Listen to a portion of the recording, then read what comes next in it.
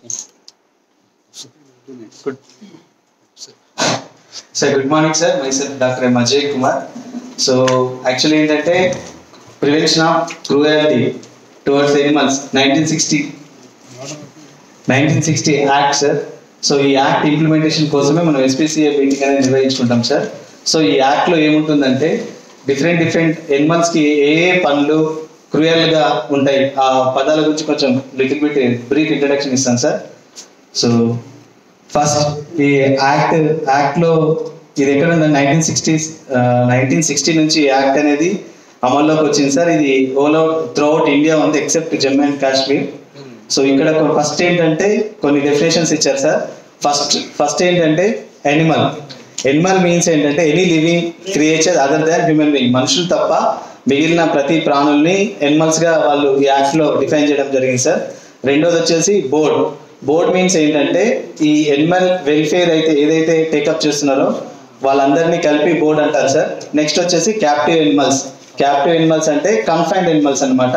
So జూలలో కానీ వాటిల్లో ఉండేటువంటి కన్ఫైన్డ్ ఎనిమల్స్ని క్యాప్టివ్ ఎనిమల్స్గా ఈ యాక్ట్ వివరించడం జరిగింది సార్.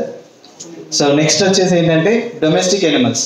సో డొమెస్టిక్ ఎనిమల్స్ ఏవంటే మనం టేమ్ చేసినవి, మచ్చిగా చేసుకున్నవి, అవి మనకు యూస్ఫుల్గా ఉండొచ్చు, యూస్ఫుల్గా ఉండకపోవచ్చు. అలాంటి ఎనిమల్స్ని డొమెస్టిక్ ఎనిమల్గా ఈ యాక్ట్లో వివరించడం జరిగింది సార్. ఇకపోతే local authority. So local authority అంటే ఏంటంటే ఏవైనా క్రూయాలిటీ జరిగినప్పుడు ఎవరు ఏ లెవెల్లో యాక్షన్ తీసుకోవాలి అలాంటి అథారిటీని లోకల్ అథారిటీగా ఈ యాక్ట్లో వివరించారు సార్. దాంట్లో మున్సిపల్ కమిటీ కావచ్చు, డిస్ట్రిక్ట్ బోర్డ్ కావచ్చు, ఇలా డిఫరెంట్ లోకల్ అథారిటీస్ గురించి వివరించడం జరిగింది సార్. నెక్స్ట్ వచ్చేసి ఓనర్ అంటే ఎవరైతే ఎనిమల్ని కస్టోడియన్గా ఉంటారో వారిని ఓనర్గా ఈ యాక్ట్ అనేది వివరించడం జరిగింది సార్. నెక్స్ట్ వచ్చేసి పూకా ఆర్ ధూమ్దేవ్. ఇది ఏంటంటే ఒక అఫెన్స్ టు ఎనిమల్ సార్. ఏం చేస్తారంటే పాలు అడ్డర్లోకి గాలి లేదా ఇతర సబ్స్టెన్స్ చేసి పాలు రాకుండా చేసేటువంటి యాక్ట్ సార్. దీని గురించి కూడా ఈ యాక్ట్లో వివరించడం జరిగింది సార్.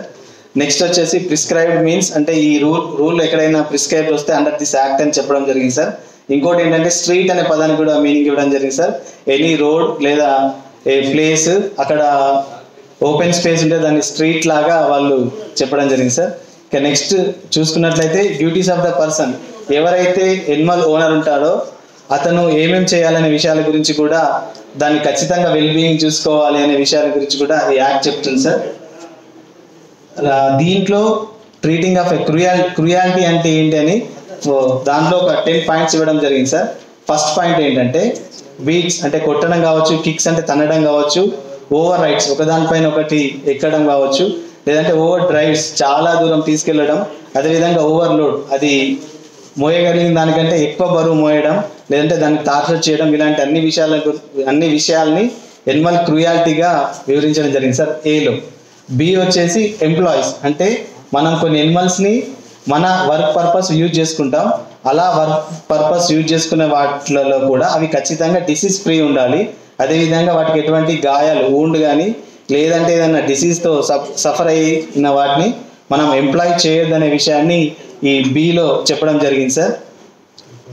ఇది కొడుతున్నారు సార్, ఇది ఓవర్ లోడ్ సార్. నెక్స్ట్ మూడోది వచ్చేసి మనము కొందరు ఏం చేస్తారంటే విల్ఫుల్గా కొన్ని రకాల అంటే వాటికి ఎనిమల్స్కి హామ్ కలిగించేటువంటి డ్రగ్స్ని అడ్మినిస్ట్రేషన్ చేయడం అంటే మనం తాగించడం లేదా అవి తాగేలాగా ప్రోత్సహించడం కూడా క్రూయాలిటీ టువర్డ్స్ ఎనిమల్స్ అవుతుందని ఈ యాక్ట్ చెప్పడం జరిగింది సార్. నాలుగోది ఏంటంటే మనం ట్రాన్స్పోర్టేషన్ ఒక ప్లేస్ నుంచి ఇంకో ప్లేస్కి ట్రాన్స్పోర్టేషన్ చేసినప్పుడు వాటికి సరిపడినంత స్పేస్ ఇవ్వకుండా ఒకదానిపైన ఒకటి ఓవర్లోడ్ చేయడం కానీ తక్కువ స్పేస్ ఇవ్వడం కూడా క్రూయాలిటీ అని డి పాయింట్ ద్వారా వివరించడం జరిగింది సార్. నెక్స్ట్ ఈ పాయింట్ ద్వారా ఏంటంటే కన్ఫైన్మెంట్ అంటే హౌసింగ్ సార్. ఎనిమల్ హౌసింగ్ అనేది దానికి ఒక్కొక్క దానికి ఫ్లోర్ స్పేస్ రిక్వైర్మెంట్ అంటే సపరేట్ స్పేస్ ఉంటుంది సార్. అంతకంటే తక్కువ స్పేస్లో వాటిని కట్టేసినా వాటికి సరిపడేంత స్పేస్ లేకపోయినా కూడా అది కూడా ఎనిమల్ ఈ లా ప్రకారం క్రూయాలిటీ అవుతుంది సార్. నెక్స్ట్ వచ్చేసి ఏంటంటే next F point sir, unreasonable time అంటే స్పెసిఫిక్ టైం కంటే చాలా ఎక్కువ టైంను దాన్ని కట్టేయడం సార్. కన్ఫైన్మెంట్ అంటే కట్టేయడం. ఎలా కట్టేస్తారంటే కొన్నిసార్లు చాలా బరువైనటువంటి చైన్ వాడడం లేదా షార్ట్ చైన్ తక్కువ చిన్న చైన్తో వాడడం వల్ల కూడా ఎనిమల్కి ఒక రకమైనటువంటి పెయిన్ గురి చేయడం కూడా క్రూయాలిటీ అవుతుంది సార్. సో నెక్స్ట్ వచ్చేసి 8 పాయింట్ వచ్చేసి దానికి ఎక్సర్సైజ్ కొన్నిటికి ఎక్సర్సైజ్ అవసరం ఉంటుంది సార్, కొన్నిటికి ఓవర్ ఎక్సర్సైజ్ చేస్తారు. సో ఎక్సర్సైజ్ కూడా అవసరం ఉన్న ఎనిమల్కి ఎక్సర్సైజ్ చేయించకపోయినా నేరమే, అవసరం మించిన దానికంటే ఎక్కువ ఎక్సర్సైజ్కు గురి చేయడం కూడా నేరమే అని కూడా ఈ యాక్ట్ మనకు చెప్తుంది సార్. సో మనం ఒక క్యాప్టివ్ ఎనిమల్ ఓనర్ అయినప్పుడు దానికి సరిపడిన దానికి fail to provide sufficient food are drink are shelter, food, water, అదేవిధంగా షెల్టర్, ఈ 3 దానికి సరిపడినంత ఇవ్వకపోయినా కూడా అది ఖచ్చితంగా క్రూయాలిటీ అవుతుందని యాక్ట్ చెప్పడం జరుగుతుంది సార్. దాంతో పాటు కొన్నిసార్లు ఎనిమల్స్ ఏం చేస్తారంటే వదిలేయడం జరుగుతుంది, లేదంటే అవసరం లేకుండా కొన్ని రకాల సరిగ్గా ఫుడ్ పెట్టకపోవడం, దాన్ని స్టార్వేషన్ గురి చేయడం, అదేవిధంగా దప్పిక గురి చేయడం, ఏదో ఒక రకమైన పెయిన్ గురి చేయడం కూడా ఈ యాక్ట్ ప్రకారం క్రూయాలిటీ అవుతుంది సార్. దాని తర్వాత నెక్స్ట్ వచ్చేసి ఏదైనా డిసీజ్ని కంటేజియస్ డిసీజ్ వచ్చేలాగా ప్రోత్సహించడం లేదా రాకుండా సరైనటువంటి మెజర్మెంట్స్ తీసుకోకపోవడం, ఒకవేళ డిసీజ్ వచ్చిన తర్వాత దానికి సరైనటువంటి ట్రీట్మెంట్ చేయించకపోవడం, లేదంటే అలా వచ్చినటువంటి ఎనిమల్ని చనిపోయేలాగా స్ట్రీట్లో కానీ ఎక్కడైనా వదిలేయడం కూడా ఈ యాక్ట్ ప్రకారం నేరం అవుతుంది సార్. ఇక నెక్స్ట్ కే పాయింట్ వచ్చేసి ఏంటంటే ఎనిమల్ని మనం అమ్మినప్పుడు కూడా ప్రాపర్ రీజన్ లేకుండా అమ్మడం, ఆ అమ్మే ప్లేస్లో ఎక్కడైతే మనం ఇప్పుడు జనరల్గా ఇది ఎక్కడ జరుగుతుందంటే షాంటీస్లో జరుగుతుంది సార్.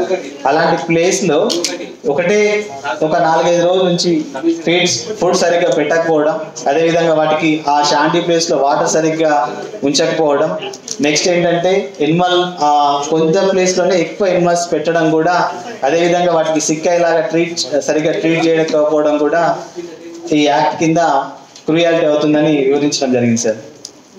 సో దీంట్లో వెరీ తక్కువ ప్లేస్లో చాలా డాగ్స్ని తీసుకెళ్తున్నారు సార్.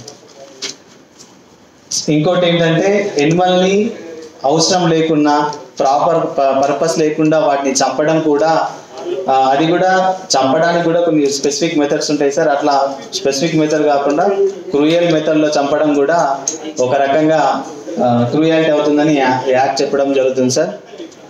ఇంకోటి ఏంటంటే కొన్నిసార్లు ఏం చేస్తారంటే కన్ఫైన్మెంట్ ఉన్నటువంటి కొన్ని ఎనిమల్స్కి హెల్దీ ఎనిమల్స్ని ప్రేగా పంపడం, అది కూడా క్రూయాలిటీ అవుతుంది సార్. నెక్స్ట్ ఎండ్ పాయింట్ ఏం చెప్తుందంటే ఎవరైనా పర్సన్ తన బిజినెస్ కోసం, తన ఆర్గనైజేషన్ కోసం కొన్ని ఎనిమల్స్ని వినియోగించడం, అదేవిధంగా ఎనిమల్స్ ఫైట్ ఆర్గనైజ్ చేయడం కావచ్చు, లేదంటే పర్పస్ లేకుండా వాటిని కొట్టడం, లేదంటే వాటిని సఫర్కి గురి చేయడం కూడా ఈ యాక్ట్ ప్రకారం పనిషబుల్ సార్.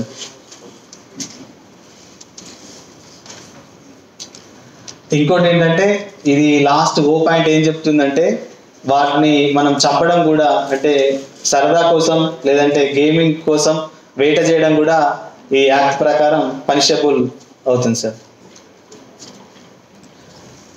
సో ఇవే కాకుండా కొన్నిసార్లు ఏం చేస్తారంటే రైతులు డీహార్నింగ్ చేస్తారు, అవసరం లేకుండా పశువుల యొక్క కొమ్ముల్ని తీసేయడం, అదేవిధంగా castration, branding, roping of animals, అంటే మన నంబర్ కోసం, ఐడెంటిఫికేషన్ కోసం నంబర్స్ ఇలాంటివి చేస్తుంటారు సార్. అదేవిధంగా డిస్ట్రక్షన్ ఆఫ్ స్ట్రే డాగ్స్ కూడా, అదేవిధంగా ఎనిమల్స్ని కూడా అనీవెన్గా డిస్ట్రక్ట్ చేయడం కూడా, ఇలాంటివన్నీ కూడా పనిషబుల్ అవుతాయని చెప్పి మనకి యాక్ట్ వివరించడం జరుగుతుంది సార్.